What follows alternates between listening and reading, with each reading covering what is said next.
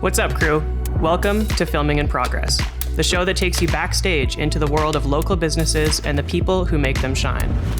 Please welcome Ben Putt, co-founder of Monogram Coffee, to the show.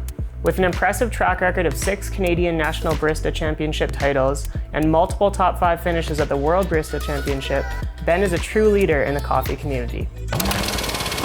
Ben, how'd you first get into the coffee scene? Yeah, so I have a bit more of a random story. So I think a lot of people have this bright moment when they pick their career and the passion that they love, and mine was much more passive. So like many people in high school, I needed a job, and so I started working at a second cup. And I was like okay at it. I didn't really like coffee, so I just liked making coffee. And then I'm so old that this is pre-YouTube.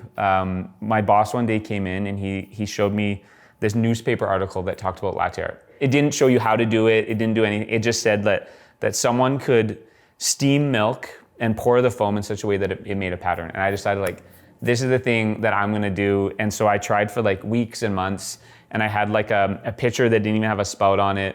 And then eventually I had a squiggle and it looked like a heart, and I had a film camera, so I would take a picture of it, and I was so proud of it. So I did that through high school, and then I moved to Calgary, and then I took my little photos and I attached them to my resume and applied at a bunch of coffee shops and started working at a coffee shop here. Again, really didn't like coffee, mostly just liked making it, and I was on better equipment. I could pour latte art. And then after that, I started working for Film Sebastian, and that's where it clicked for me that coffee could taste better. And I think this is an interesting thing. I think if you don't like coffee, it might not be that you don't like coffee, you just don't like a certain style of coffee. And for me, that was totally true. I didn't like the traditional style of coffee. And so when I tasted something fruity, less bitter, it was really cool. And then after that, I sort of realized that coffee has this opportunity to grant you almost limitless knowledge. Every field that you might be interested in, whether it's scientific or more social, whether it's business, coffee has an avenue for all that. And so it kind of happened slowly. I didn't have a spark or an aha moment, but over time I realized that I could continue to learn in this industry in any path that I wanted. And that was sort of in my mid-20s, and then I was sort of hooked in coffee and realized that this is the thing that I was going to do forever. Wow. It's fascinating that you started at such a young age. You've always been around coffee then? So now, yeah. So I'm 38, and I started when I was 16. So we're at many years, 22 years of just coffee. Incredible. Did you ever think when you started at Second Cup that you'd ever have your own cafes and roastery and that sort of thing? No. I think when you're in coffee, and this is partly the way we've created the role, is that barista and working in coffee is viewed as an intermediate step, right? It's the thing you do in high school, it's the thing you do in college, and then you grow up and you go get a real job. And so for me, it was never really in my mind. And I think it's getting better, but for a long time, I think people didn't see a path forward in coffee. And this is why many people end up owning, is because they want to stay in coffee and maybe they can't make the money just as a barista to continue. I think that's changing. But for me, it was never really in my mind that I would own my own business. But thankfully, it happened, and I'm really thankful for that. I think the thing that worried me the most early on was that owning a business would take me away from coffee, because the moment you own a business, especially in the beginning, you're the janitor and you're the repairman and you're all these things that aren't coffee.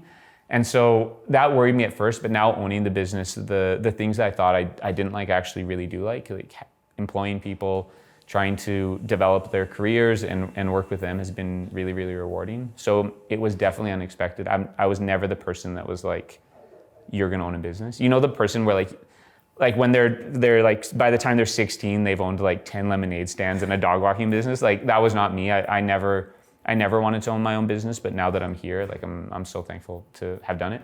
Yeah, that's really interesting, because I think, like you mentioned, a lot of people, their entrepreneurial story is it stems when they were super young. They were doing, like you said, dog walking or whatever the case may be. When you mentioned the narrative changing from kind of a intermediate position or kind of outlook on coffee and working in coffee to what it is now, where I think it's it's changed drastically, like the culture and that sort of thing. From my perspective, can you talk a little bit about that and what you think is kind of pushing that change forward? Yeah, I think COVID has helped with this as well too. I think that for a long time there was a really strict definition of what your job was, right? Like a job, you should have like a college degree behind it, and it should fit this really strict criteria of like this 9 to 5 thing, and it should be in an office and at a desk. And I think over time, as people have worked in these jobs, and especially kind of with like the change and fallout of certain industries, that people have come back and realized that enjoying what you do is important. I still think you have to, I don't think it can be, I don't think you can sacrifice having a good income just to pursue something you like, but I think that people have realized that there's more of a balance. And I also think that something that specialty coffee has done a good job of is sort of telling the narrative that there's a lot of info behind there, that the people that are making their coffee actually have a skill set. I think that was lacking for a long time too, both for how baristas felt about themselves, but also how consumers felt about them. I think for a long time people thought you were just like hitting a button and then pouring it into a cup, and it is a lot more in that. And so I think this movement of people pursuing what they like to do, and also the view that there are lots of things to learn and that is actually like a developable skill set, I think has changed that narrative. I hope that it continues to. I still think there's this weird like ceiling where you want to get beyond barista, and at that point the positions narrow quite a bit. Like for example, we have cafes with many baristas. In this roastery, we have only about 4 or 5 staff, and so to move to more of that like 9 to 5 job is still a hard transition period. Hopefully we figure that out, but we've made good steps, I think, in the last few years. Awesome. Yeah, similarly, I think there's been a shift from, the necessary caffeine in the morning to appreciating and building community over a cup of coffee or a meeting or whatever the case may be. Has that been a shift? Is it, to the mass culture? I think there's always been, again, from an outside perspective, an appreciation for the specialty, but I think that's becoming more mass adopted with education and other things. Is that true? Yeah, I think partly is the movement away from it just being a vehicle of caffeine. And I think some of that is just that there's more good coffee out there. I think that's a big thing, is like in the past, like I remember when I moved to Calgary, I'm originally from Edmonton, there was like a couple shops and you had to kind of know that it was there. It was like a thing. And even at that point, I don't think anyone had totally figured out. So sometimes your cup of coffee was good.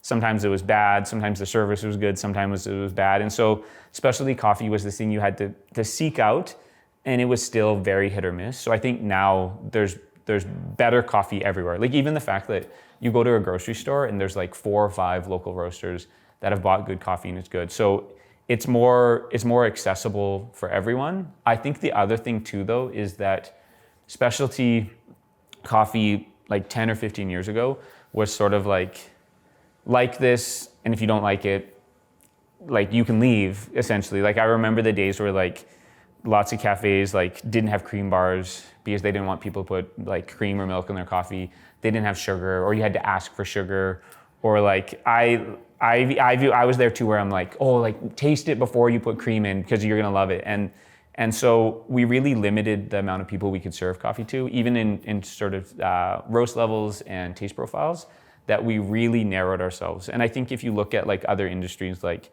you go to a really good wine shop, they have like the super fancy, like niche, super acidic, like take the enamel off your teeth wines that some people love, but if that's not the only thing they do. And I think something that's helped is not only good coffee being everywhere, but also our approach to that good coffee being a lot more inclusive, and just trying to realize that comforting coffee that people crave, we have an ability to make something similar. We're not gonna make the same cup of coffee as like your grandpa or grandma drank 50 years ago, but we can do something that like hits some of the same like memories for you. Yeah. Do you find that transition requires just education? Like you were talking about how, people are used to putting creamer and whatever the case may be into their coffees to just make it taste like whatever it was before. Do you find there's education required there to kind of get people to try these things, or is it just kind of like experimentation? What does that look like? Yeah, I think it's a little bit of both. I think now we're less interested in moving people from what they want. If someone likes something, I think now we're more likely to say like, that's okay. Even if you look at the fact how many specialty cafes now have multiple sweet drinks. like different seasonals. And so some of it is us moving towards them.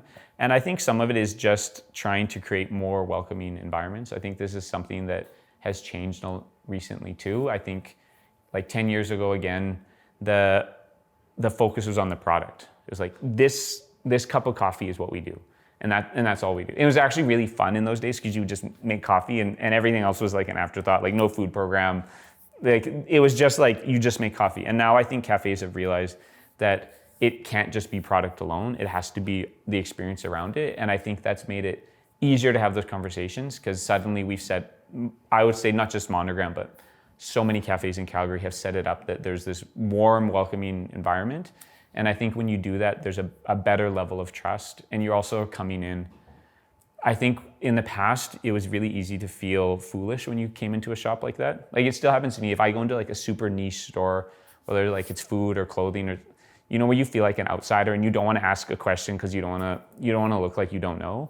I think coffee did that for a long time, and I think we're doing a better job now. And it's easier to move someone if they don't feel embarrassed to ask a question or they don't feel ridiculed if you're trying to shift them a little bit. Yeah, you're talking about, cafe surrounding and that sort of thing. I think that's so important in experience specifically. You're obviously a coffee roaster, you own cafes, that sort of thing, but it's not only the coffee that people come for, right? It's the experience. So how do you manage that? Building out your cafes, and what do you look for? Yeah, absolutely. So there's two other owners in Monogram, Justin and Jeremy, and something that we established very early on that has kind of been a guiding force of our company is this concept of wonder and warmth. And so the wonder side is what we often talk about, and especially it's the thing that excites you, whether it's like you taste a coffee that tastes like fruit and you can't believe it, or you hear about a new processing method in coffee, or there's a new grinder, like the things that excite you. But we also acknowledge that there's the warmth side. And so the warmth side to us is all the nostalgic things that happen with coffee. Like, do you remember like sipping your dad's coffee or something like that, or the smell, or being in a coffee shop with that people that you like spending time with? And so that's been our approach, is that whenever we're approaching spaces, to try and have both of those things. So to make sure that the product can be exciting, that if you're really into it, that's there.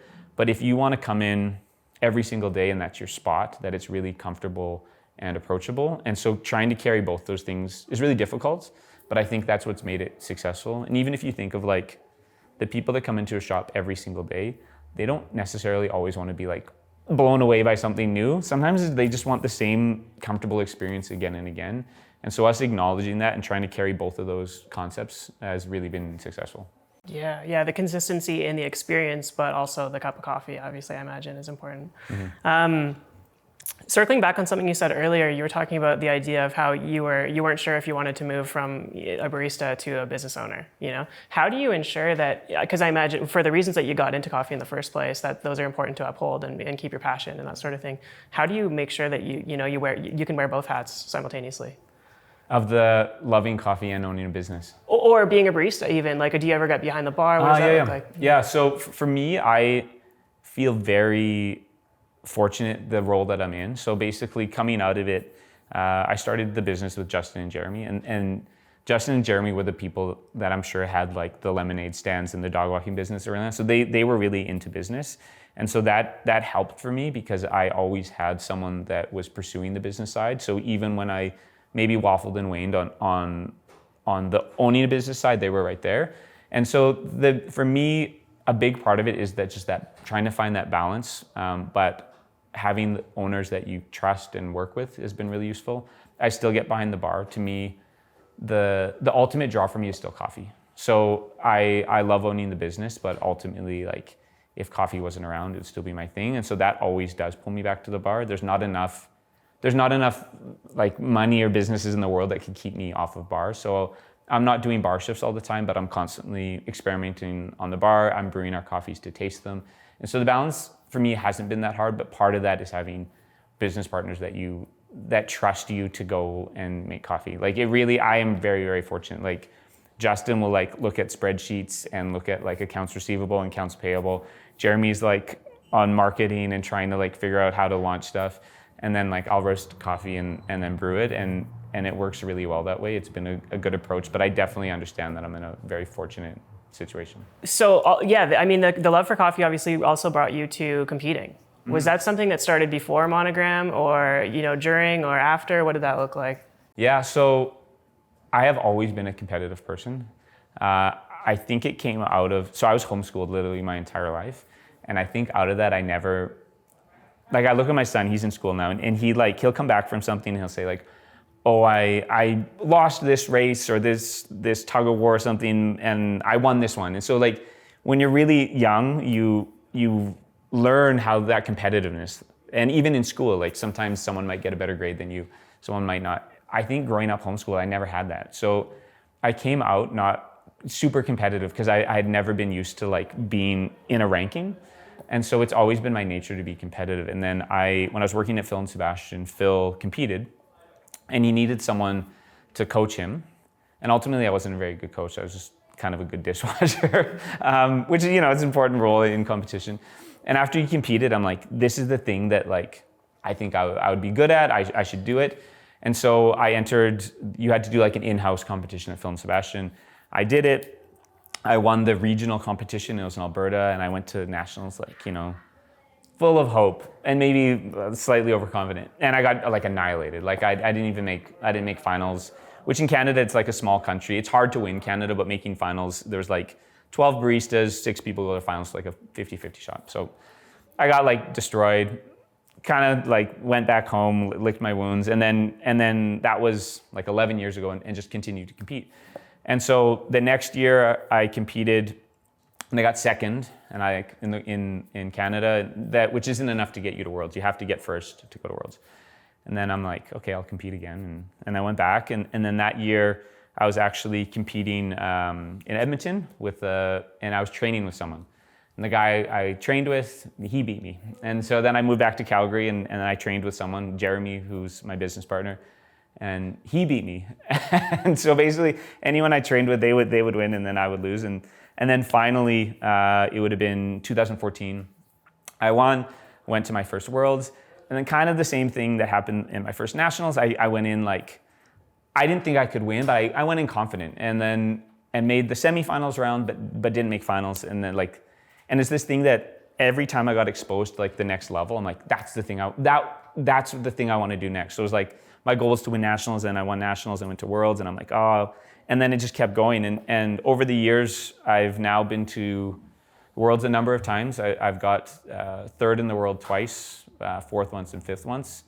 And I'm still sort of hooked on it. I'm still always trying to get back there. And it's a ton of work, but to me, that's sort of the thing that really pushes me now. Not the competition side, but basically to compete, you have to know a little bit about everything in coffee if you're doing it on your own. Some people hire like a large team. We've always had small teams though. So I have to like go and source coffee. I have to figure out how to roast it. I'm constantly working on new ways to brew it, or what's the new scientific discovery that will move the needle.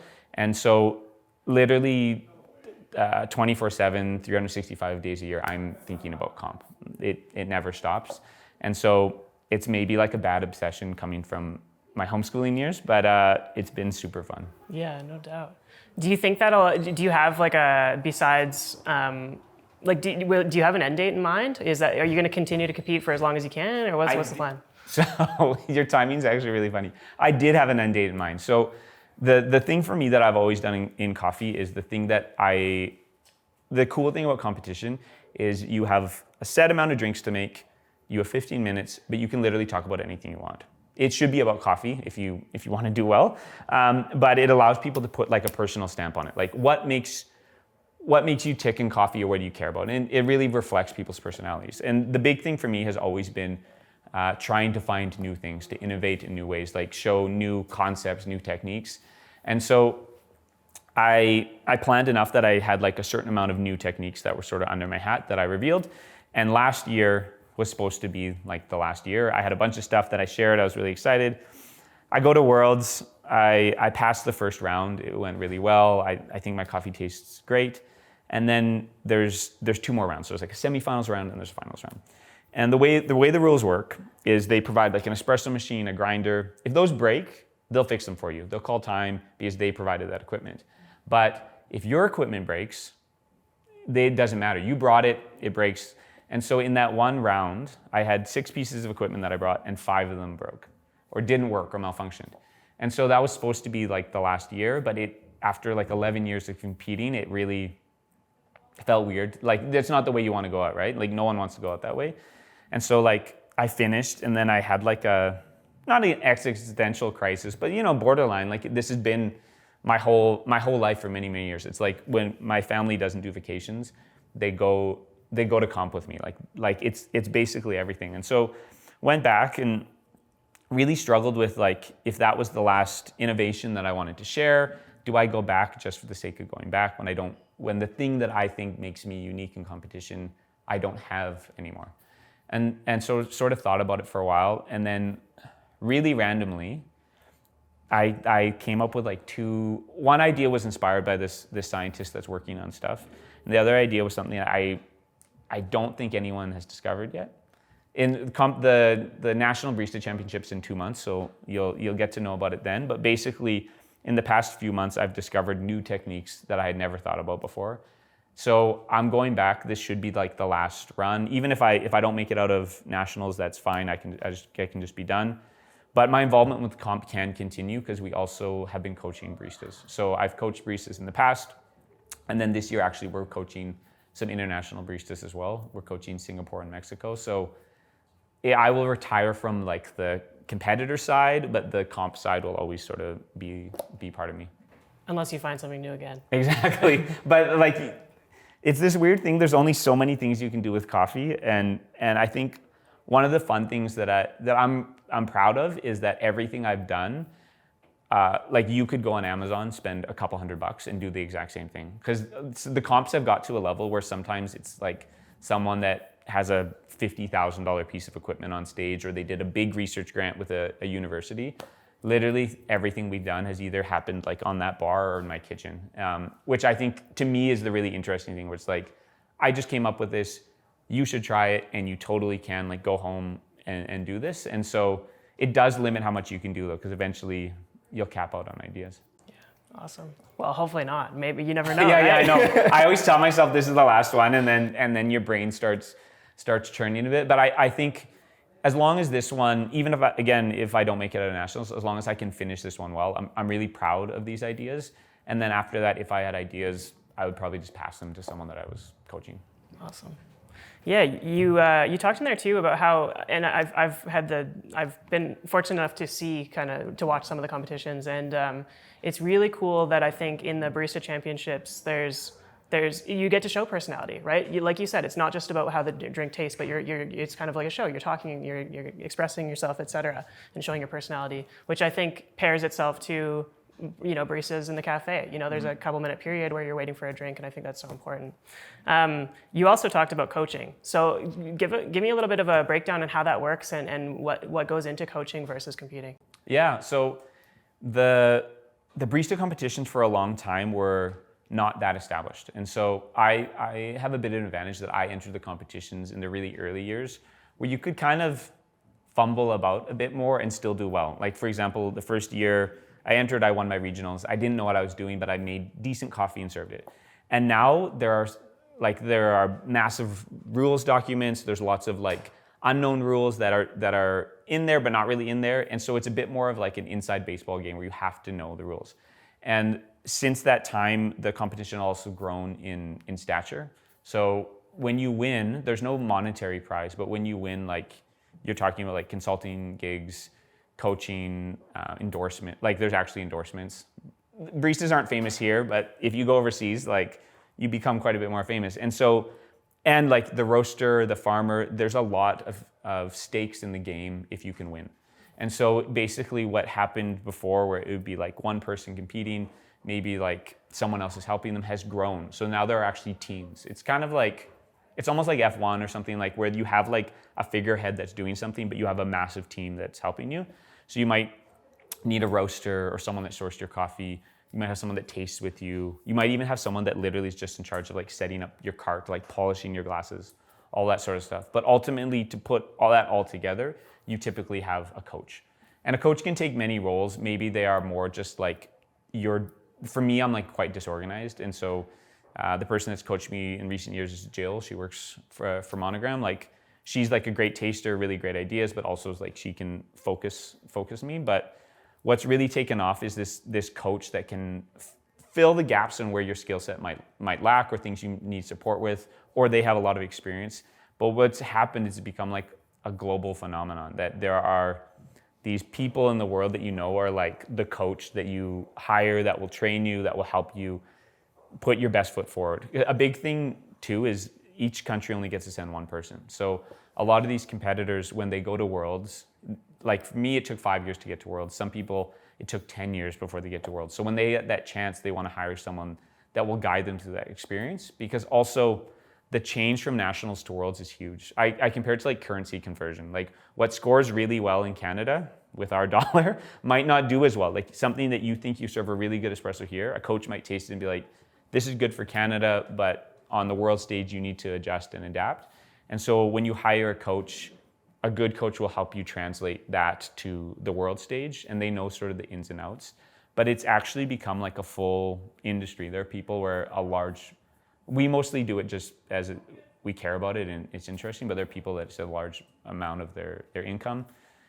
Canada is actually really unique that we're coaching people, but Rosso is also coaching people as well. Cole is a multiple champion in Canada. He's done really well at Worlds. And then this last year, he actually coached the person that won Worlds. And so super proud that Canada's like, we're good competitors and we're also good coaches, but it's a really fun way you can be involved in competition. And it's such a critical role.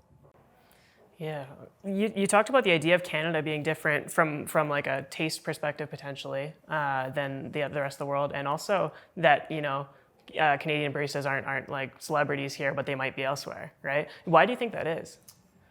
Canada's a weird market for coffee. I think we consume a lot. I think one of the things that made it hard is, to me, Tim Hortons has been a good and a bad thing. Like, I actually think it's cool that we have this national chain that we can be proud of, but it really has changed sort of the market, especially coffee. So I don't know if it's still true, but at one point, Tim Hortons was about 7 to 8 out of 10 cups of coffee served in a retail environment in Canada were Tim Hortons. So we're talking like 70, 80% market share. So then you have Starbucks, which is probably, I don't know, another 10 or 15%. And then specialty it's just this tiny little sliver. And I think that's made it harder to develop that market. If you look at Australia, which is very similar to Canada, right? Both Commonwealth, like similar demographics, they have they don't have a Tim Hortons equivalent. And so specialty is blown up because the market's sort of wide open for them. So I think that's part of it, is just sort of the way we've grown up. I think it's an interesting thing because I think we will continue to grow. So in many ways, I don't think specialty has reached capacity at all. Like, there's lots to do in Canada. But then the other thing, Canada is so far removed from anything. Like, the States has got it's like a powerhouse. They've got their own thing going on. They have good roasters, good cafes. And so really for us, when you look at where you can export to or where you can have business, it really changes it. So I think the growth trajectory of roasters is harder. Like, I know lots of roasters in Europe where, like, if you think of the EU, it's almost 1 billion people that they can all be your customer. In Canada, you got like 40 million. Maybe you can get into the States and that will open you up to like another 400, but it's really, really hard. So those things I think have made it harder for specialty coffee to develop. But I think that it's also, created a challenge for people where this smaller market, like especially if you look at Calgary, there are great roasters and great baristas here. And I think that it's this close contact with them has made us better because everyone's sort of pushing forward, and you know everyone in specialty coffee in Canada. And I think it's both like our strength and our weakness a little bit. Yeah, totally. I see it. I find it fascinating that we're not a small competitor because we're on the world stage all the time, like you mentioned, but a small population compared to the rest of the world. But here we are, getting first, second, third, coaching first, all these different things, right? It's super fascinating. I'm curious, what made you take the step from working in coffee to saying I'm going to do that on my own, or with my business partners? Yeah, so for me, it was not a light decision because obviously when you start a business, you take on a ton of risk. Because if you want to switch careers and you just work for a shop, that's one thing. If you decide you don't want to be in business anymore, like, I don't know, it's really hard. And so for me, a big thing was finding the right people that I thought I could work really well with. So Justin and Jeremy, we knew each other, we had worked together, and so there was a lot of trust there already established where I felt like they had the same drive. A big thing for me was I think the longer you work in any field, you start to develop your own opinions, your own vision for what you think, whatever you care about could be or should be. And at that point, we had all sort of landed on the same sort of values on, especially that wonder warmth thing that of what coffee could be. And eventually, you should just go and do that, I think, especially if you have like a concrete vision. And we were still in that, and I think we're still in a bit of that stage where to actually have a career with some longevity, you either have to find the larger companies where you can sort of move up and be like a green buyer or a roaster or like a manager, and that works well, or you have to do this, or you have to go and start a shop. And I think this was about 10 years ago. We're coming up on 10 years this fall. 10 years ago, it was still in that phase where it's like you either need to find the next thing or stunt your career a little bit or go start your own thing. And so that's sort of where we landed. So it was a bit of dreaming and desire and a little bit of practicality, which I think is probably a good mix. I don't think you want all of one or all of the other. Right. Yeah, and probably a leg of competition too, right? You said you've been competitive since you were young, and just being able to make something better every day. Yeah, I think putting your own stamp on it is a huge thing.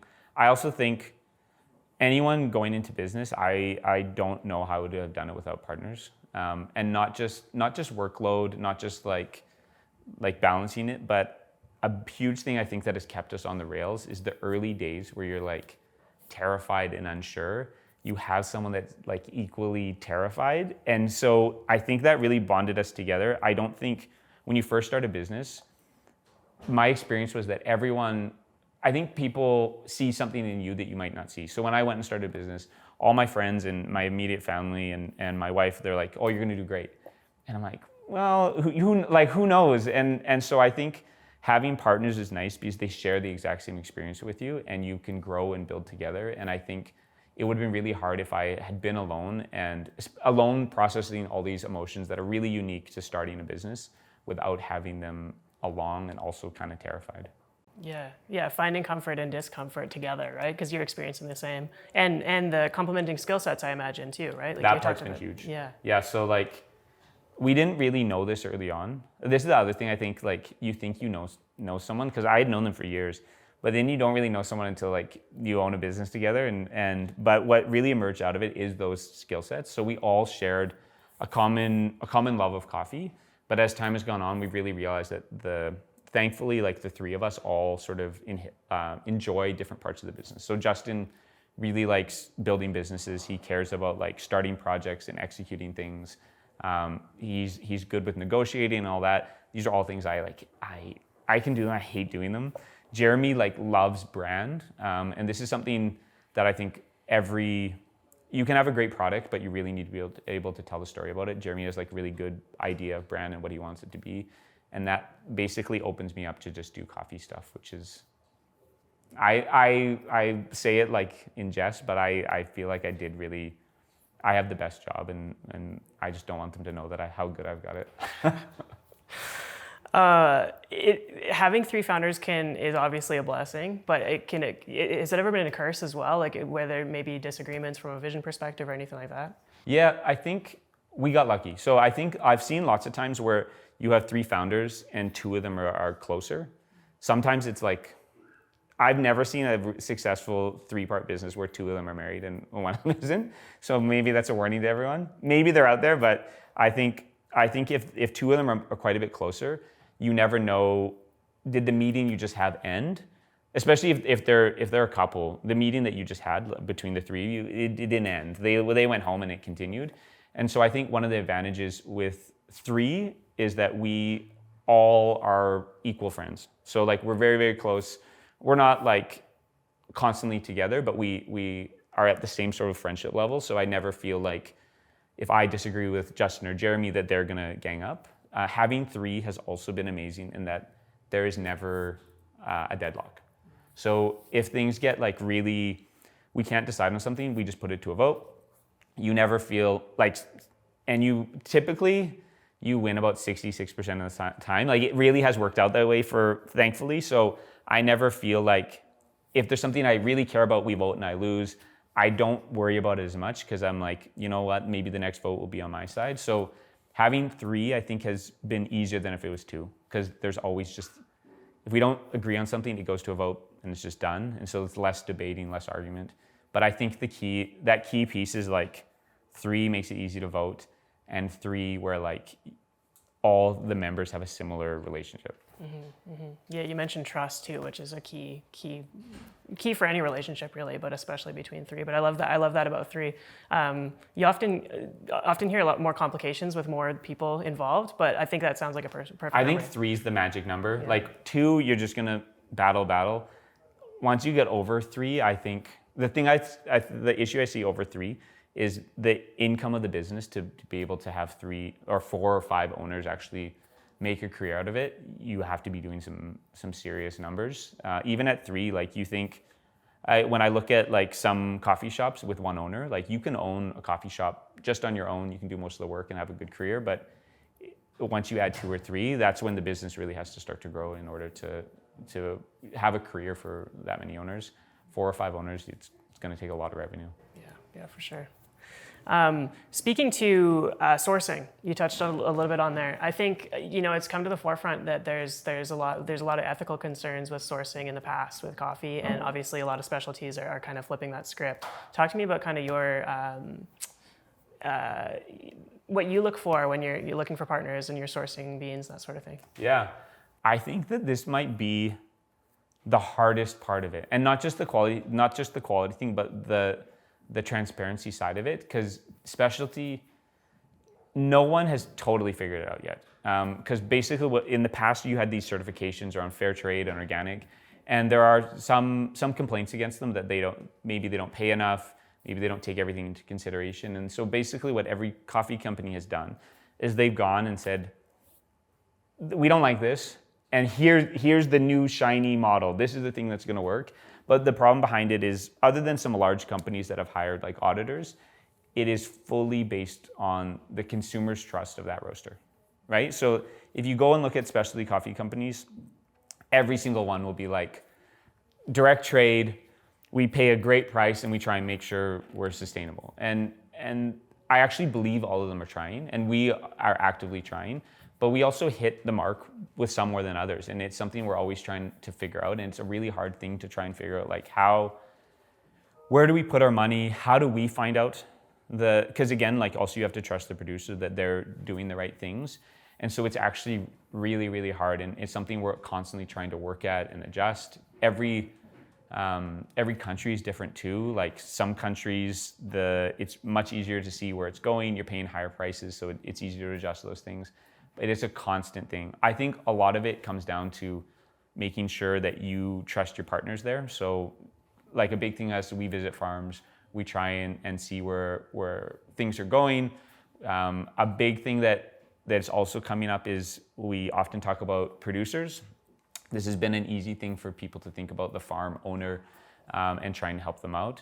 But there's a whole level of employee underneath that, right? Pickers and people working in the mills and stuff like that I still think it is hard to make sure that dollars are going to the right areas there. And so I do not think Monogram has it fully figured out, but we are making like honest commitments to trying. A big thing for us that we've done with a bunch of producers is committing to their coffee no matter what.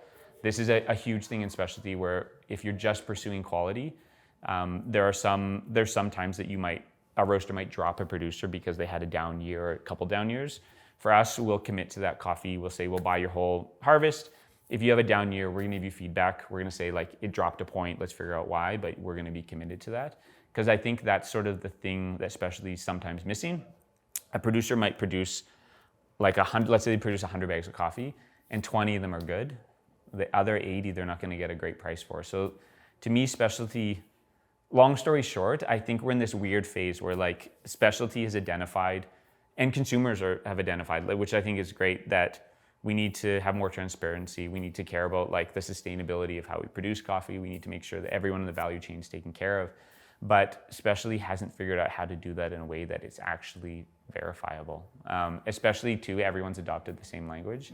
And so for consumers, I think the key is like, try and find roasters that you trust. It's a hard thing to do. Like you can ask some pointed questions, but it really is going to come down to what they say. Even like a lot of the dollar figure stuff that they post when it's like, we paid this much more than the market. Sometimes the market's really low. And so that number may or may not mean much. Is there a middleman in there that's taking some of that?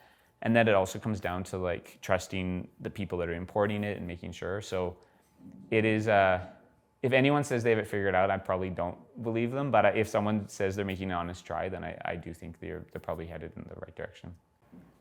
Yeah, fair enough. So it's really up to the producer and the coffee company to kind of, run that narrative as far as transparency is concerned, but also the consumer to do their due diligence and maybe just not trust what's on the bag, or? Yeah, like I always try and put myself in a consumer's shoes to figure out like how to actually verify that. So something that we're trying to do more is, so there's a coffee we just bought in Bolivia where we actually get to see the full contract. So we can vouch from here all the way back to the producer, and this is a smallholder producer where they are the picker as well. So the in terms of like where it sits in the chain, they're at the bottom of the chain.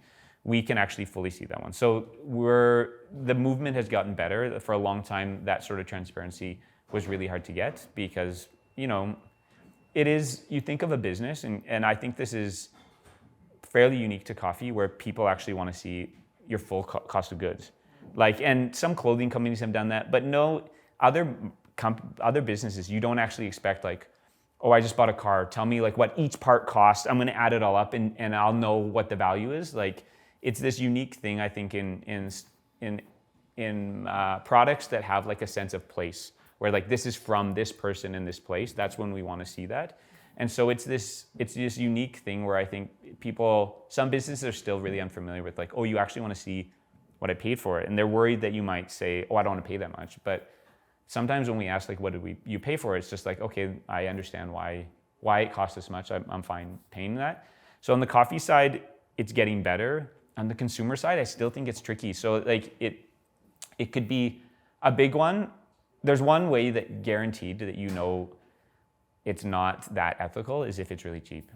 Like to be honest, if the coffee is really cheap, you can't, like the money could go many, many places. You could have like a good price for coffee and maybe it doesn't go to the right people. But if you don't have a good price for coffee, you know that it didn't go anywhere. So I think part of it is just paying good prices for coffee. That will usually move in the right direction. I think smaller local roasters, I think, especially in Calgary, the people here that are roasting coffee and saying that they're doing sustainable things, like I'm more than happy to vouch for all of them that they are. I know that they're doing the right things and trying the right things. So I think, especially on the local side, I think it's easier to sort of vet that out. But I do think it's hard. I think this is all products now. Like if you read about like a big one for me is like they say that like lots of olive oil actually doesn't contain like full olive oil. It's like a mixture of a lot. And I always wonder when I buy a bottle, like, how do I know? And the answer sometimes is you don't. And so this trust thing is really huge. But I do think that Calgary and a lot of Canada, the companies that are roasting coffee are doing a good job and trying. But I only say that because I'm behind the curtain a bit and I can see it. And so I don't actually have easy answers for consumers. I think this is the next big movement and I think all the things that we eat and consume is trying to figure out what that transparency really looks like in a really tangible way. Because I can't expect a consumer to go on the internet and research every they bought from this farm. Let's see like what's happening with that farm, or like, because I don't do that with every product that I consume. And so moving forward, I don't know what the answer is, but I do think it's a big question that we do need to answer is like, how do we say that we're transparent and sustainable and do it in a meaningful way that just isn't buzzwords? Right. And the certifications that do exist, they're kind of sporadic and few and far between and potentially corrupt in themselves. Yeah, they're tricky. So a lot of them is like, they cost money. So a lot of people don't want to pay that money up front because it's expensive. Sometimes it has to go with a cooperative, and so the cooperative controls that certification. Some of the problems too is that they pay more, but not quite enough. A lot of them aren't connected to quality. And I think those ones are actually interesting because to me, one of the issues with specialty coffee is that if you think about how much coffee there's in the world, it's a lot, and then how much of the coffee is good, like really good, it's really small. And so specialty often gets trotted out as like, this is the fix, this is the thing that's going to do it. But really, there's a lot of people that are going to get left behind on that. And so to me, the certifications that aren't connected to quality, maybe specialty puts them down, but they also fit like a really niche role where like there are some regions where I think it's really hard to grow good coffee. And I can't blame the people that just live there and like that's their livelihood, that's what they're going to do. But at the same time, I'm likely never going to buy coffee from there. Just because it doesn't fit the profile. Maybe they're literally in an area where there's a lot of good work on like new varieties of coffee that might be able to produce quality coffee in these regions. But until that happens, I won't be their customer. And so I think the certifications, for me, I maybe they don't work for specialty, but they could be really interesting for the people that aren't able to produce specialty coffee and increase their price in that way. So to me, a lot of the certifications, they work, but they don't work for specialty quite as well. And then there's often just like weird rules, like rules about organics that they can't go in certain areas. And so it's really quite complicated. There's a lot of bureaucracy, which I get because they want to protect it, but it does make it hard to sort of get to the point and do good work. Yeah, makes sense. It's funny on social media and that sort of thing. You often see. I mean, we talked about this a little bit before too. But there's a shift where people are appreciating great coffee, right, and appreciating what's behind it and the work that goes behind it and all the people and everything like that. And then you see the occasional post that it's like, oh, $5 for a cup of coffee. How do you manage people like that? Is that something that you just kind of focus on the education, or is it maybe that's just not the right customer? How do you deal with that? Yeah, I think it's always tricky. I think that there are some people that they don't see the value, and I think that's okay.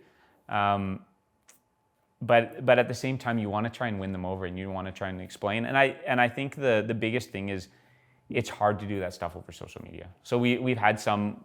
It's been a long time now, but we had a post once where someone's like, "How can you pay for this much for coffee? It's ridiculous. Like you must be scamming us or something like that." And so it's hard to do it over Instagram. I think a big thing for us is, again, coming down to that narrative of like trying to share like why that cup of coffee costs that much money, like making sure that people can see the story behind it. I even think I think it's better now, but for a long time, I don't think people realized how much manual labor goes into coffee. That when you drink coffee, like if it's high quality coffee, it's probably picked by hand. They sorted it by hand. Like they carried like this massive sack of coffee down. And so I don't think you'll ever like flip someone on Instagram, but I do think as we do a better job explaining like how much work, how much attention, and just the level of quality difference between that cup of coffee that costs $5 and the other thing too that I always come back to is like you think about the best of something in the world. So like if I told you like go out and come back with like the best bottle of wine you can find in Calgary and the best like I don't know, like chocolate or something like that or cheese, you'd come back with something very, very expensive. And the thing for me with coffee is you can have like one of the best cups of coffee in the world for like $7. It's expensive. Like I something that baristas never appreciate is like I forget how much coffee costs if you drink it every single day. Like a $5 to $8 cup of coffee every single day adds up. I just drink coffee here, it's free, and so to be fair, I don't always appreciate how expensive coffee can be. But if you think about the fact that like we have a coffee that is it's from Bolivia, it's one of the highest farms in the world. It's many people argue it's the best coffee in the world. You can drink it for $8. Like there's no other food where literally one of the best in the world is going to get you to the table for like under, I don't know, $50, $100. And so to me, there's this weird thing where coffee is getting more expensive. Like a lot of it's gone up, and some of it is to put money in the right places, and some of it, is logistics, inflation, all that. But at the same time, like in comparison to other quality products, it's still really affordable and approachable. And I think cafes have a duty to make sure that it's still approachable, that like we have those options that are a bit more affordable. But ultimately, it's expensive, but it's like the cheapest luxury out there. Awesome. Yeah, I've never heard that, but that makes perfect sense. It's the quality speaks for itself, but still in an approachable price, right? Yeah. We talked a little bit off camera about the competition landscape in coffee, and obviously a little bit as well about kind of the small amount of people that are doing specialty in Canada, in Calgary, et cetera. What does that competition landscape look like for you? Yeah, I think it's sort of, especially in Calgary, it's kind of the secret sauce a bit. So if you look at historically, like using competition, like the barista competition as a metric, since 2014, 2014, every barista champion is from Calgary. Every Canadian barista champion. And it's been me a handful of times, it's been Cole a handful of times, it's been Jill. And I think really what comes out of that is you have these groups of roasteries. So you have like Phil and Sebastian, Rosso, Fratello, Hide and Seek. You have these, and there's a whole bunch of others. And you're always like tasting other people's product. You're trying to like make sure you'll taste something like, oh, that was really good. I need to step up my game. And because the community is small, we're always pushing each other. And I think it's this really interesting blend. To me, there's like it's a really fine mix where if you have to be a bit competitive, because if you're not competitive, you're not going to try and improve and best the other person, because ultimately like that's part of it. But you also have to be friendly, right? Like to me, coffee has this interesting mix of competition and community that we're always trying to find the balance of. Like we spoke earlier, I think that the beer scene is like very, very friendly. I think like I've met some brewers where I see them talk, they'll fully share recipes. I would love to get more. Coffee's not quite at that point. Like we're still private about some things. I think we're really friendly though. And I think that blend of friendliness and competition is what has made Calgary so special, where like I really like Cole and Dave, but at the same time, like I'm tasting their product and then trying to figure out like where do we sit and like what can we do to make sure that we're always like competitive with the other people out there. Yeah, I think that friendly competition is something that's so important. You know, you can see each other on the street and be friends or go for a beer, whatever the case may be. But also, you know, you're like, oh, how can I make it better, right? Totally. Yeah, that's so important, and I think that's something that's been increasingly so in business in general, especially in Calgary. Calgary's just so cohesive, or so conducive, to you know, collaboration and that sort of thing. It's awesome. A good example, like Cole competed for many, many years before he won, but Canada had got so good at competition and we had always tried to one-up each other that Cole went to Worlds, and the very first year he went to Worlds, he's finaled, like, which very, very few people do, and which shows that like the community that we had built of that competition, like he went in already like tuned to crush it. Yeah, awesome. We talked about how coffee is an experience. You know, it's a product, but it is an experience ultimately, right? From the cafe design and that sort of thing to the actual cup itself. When you are dealing with people that represent your organization, your baristas, that sort of thing, it's so important that micro interaction that you have with them is elevated, right? How do you attract great people? That's really hard, and I think, especially after COVID, I think a lot of people wanted to change industries, and so I think across the board, a lot of people moved jobs, and so we've retained a lot of people. Like we have 2 employees that have been almost since day one. So like a few months after we hit 10, they will hit 10, and I think the early days of the company, it was a lot easier to attract people because we worked in the shops. So you would come if you worked for Monogram. I might be on till and you were making coffee, and so people were naturally drawn because you could get to work with the owners and you could learn a lot, and it was a really fast environment. I think the key for us now is trying to create. I think the cafes are not just created for the customer experience; they're created for the barista's experience, and so trying to create environments that are welcoming. This is something we're constantly trying to work at. We for sure haven't perfected it, but I think the team that manages the cafes is doing a good job where you try and create an environment where people are drawn.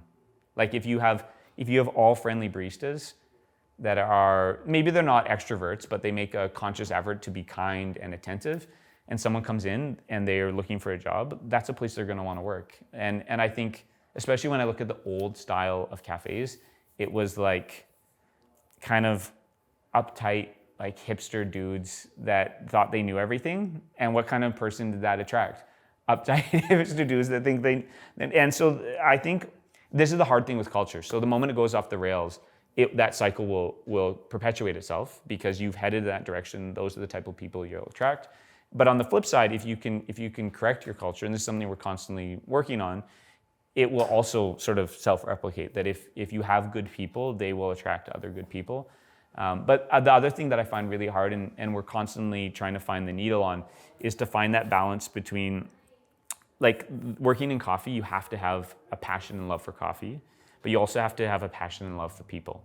And this is the thing we've constantly debated and sometimes argued about, is which one do you favor? Because sometimes you have to make that call. And for a long time, you'll see a lot of owners say, you can teach coffee, but you can't teach like kindness. And I agree with they can't teach like that kindness part. But sometimes I also feel like you can't always teach coffee. Where like, do you have to care about coffee? If you don't care about coffee, and like you've been exposed to specialty, you've seen the chain, you know what we're trying to do, and it's still not your thing, then it never will be. And so this is the thing I think we're constantly trying to figure out, is where is that needle lie? And when you meet someone, you're trying to figure out like how much of this each strength that you have. And you don't have to be perfect. Like I think another thing in businesses that has changed is the idea, especially in coffee, like maybe other industries were ahead of us, where we realize that you might not be fully formed. Where like I think this is one of our values is stewardship. And so trying to realize that if you take someone, they might not be perfect. They might have to learn things, and trying to work with them. So a big thing that has changed for us, especially as we've grown, in the past you would get a barista that had experience and they kind of knew the game, and they had a great skill set, and you didn't have to work on them much. And I think now, because we have more cafes, because there's lots of shops where baristas can work, and a lot of our baristas are now not behind the bar anymore, that the idea of developing and stewarding people is more important. So it's not always finding that perfect employee, it's finding like the person you see potential in, and you can work with them and bring them up. Love it. Love it. And that probably mitigates your issue that you talked about earlier, which is kind of the transition aspect, right? If you're willing to put in the time and coach this person and help them up through the industry, then it's going to be long-term as well. Yeah. It's clear that you're passionate about both coffee, why you started and that sort of thing, and people. I'm curious as to where your fulfillment comes from on a daily basis and what you do. Oh, that's a great question. It comes from many, many forms. I think so again, like not wanting to own a business because the people side sort of intimidated me, it has become more of a constant joy for me. I think managing people is really hard because you can definitely screw up. And if you screw up, like you legitimately hurt people. You might have the best intentions, but so there's a ton of risk there. But I think like right now we have a team, our leadership team's in the office right now having a meeting. Getting to hang out with those people is like really, really meaningful and rewarding, and I find that huge. I'm a bit interesting in the sense that I actually don't drink coffee every day. So for me, the rewarding coffee side is when I find like a perfect cup of coffee. And so like that is also really inspiring to me. And then the bigger thing too is like this community here that I'm really proud of that we've built. I feel it globally too. So I travel a lot for competitions and consulting and buying. And I've really created a network of friends, of people that I really care about. And so I never really thought that would happen, that like I would have a community of people in a company that I own, but then a global community of people that like know my family and know my kids, and I message and talk to every day. And so the things that have really been rewarding for me is the coffee side for sure, but like there's something about like human connection that I don't really think you can top. Awesome. So you've got the Canadian Championships coming up, correct?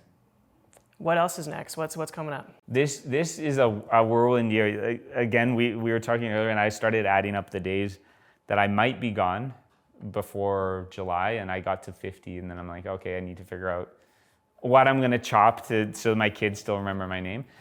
So in 2 weeks is actually the brewing competition. So there's a bunch of different competitions in coffee. There's the ones that Canada does a lot is barista, which is like espresso-based drinks, but there's also filter brewing. So again, I have an idea of something I want to share. So I'm going to do Brewers Cup. So that's in 2 weeks in Vancouver. And then after that, I'll go to Panama to source coffees. March is barista.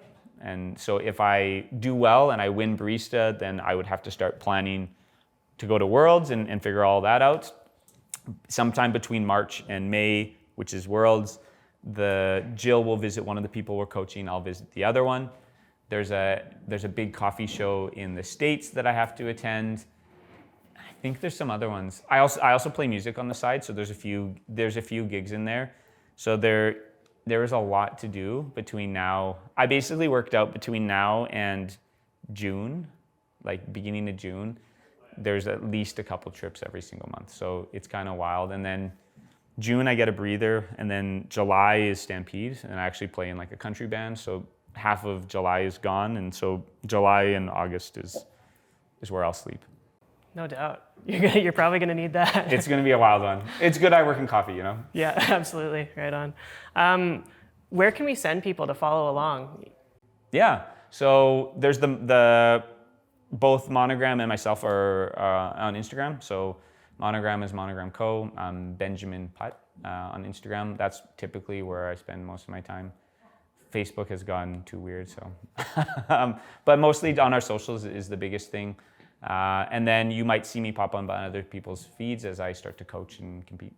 Awesome. Well, thanks so much, Ben. It's been incredible chatting about all this and your insights on coffee and the culture and the people behind it and everything like that. So I really appreciate it. Yeah, thanks for having me. Good chat. Thanks.